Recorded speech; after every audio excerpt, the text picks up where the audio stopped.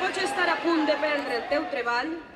si estàs en l'atur, si creus que cal parar la prepotència, la intolerància i el menyspreu cap a tots i totes nosaltres, si et sents enganyada, estafada i robada pels governants, si penses que el govern valencià adopta mesures abusives i dictatorials i si consideres que les persones usuàries i treballadores no hem de pagar la seva pèssima gestió amb el nostre treball i els nostres serveis públics, no et resignes, no et mossegues la llengua, no et guardes la ràbia i la indignació. Trau el teu coratge i dignitat i alça la teua veu, perquè totes i tots junts seguim reivindicant el nostre dret a l'educació pública, la sanitat pública, l'atenció a la dependència,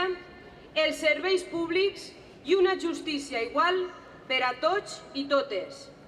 Exigim aquests drets i exigim la depuració de responsabilitats en el Consell. Endavant!